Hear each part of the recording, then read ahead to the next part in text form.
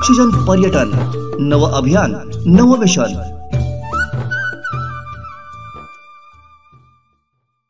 Syria आणि तुर्कीमध्ये आलेले महाप्रलयंकारी भूकंप की ज्या भूकंपाची रिक्टर स्केल 7 पेक्षाही अधिक आहे। बहुतेक या शतमानात पहिल्यांदाच एवढ्या रिक्टर स्केलमध्ये भूकंप झाला आणि काही सेकंदातच होतं ते सर्व नव्हतं झालं आणि सर्व शहर धुळीमध्ये रूपांतरित झालं आणि माणसं जनावरं आणि इतर सर्वही इतके गाडले गेले। सगळे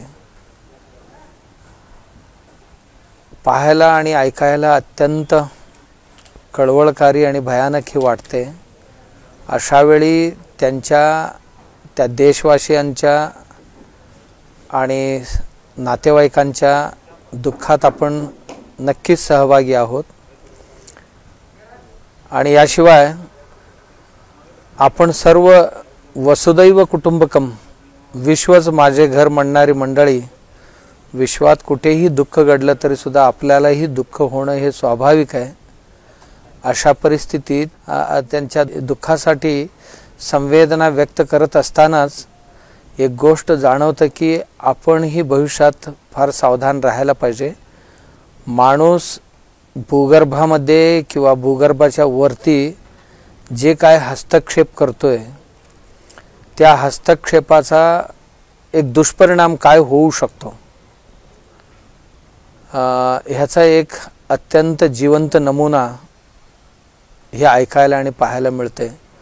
म्हणून पंचमहाभूत जोपर्यंत संतुलित आहेत ठीकठाक आहेत तोपर्यंत सर्वही ठीक आहे। जर त्यांचं संतुलन बिघडलं तर काय होऊ शकतं याकरता हे एक जिवंत उदाहरण या कालावधीत पाहायला मिळते।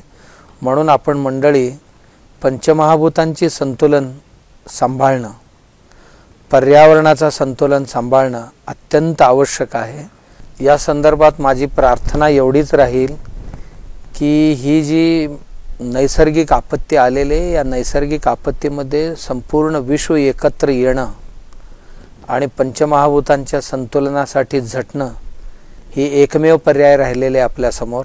म्हणून मी सर्वांनाच आग्रह करतो की आपण सर्वजण विश्वातली मंडळी एकत्र येऊया आणि हे निसर्गाला संतुलित ठेवण्यासाठी प्रयत्न करूया।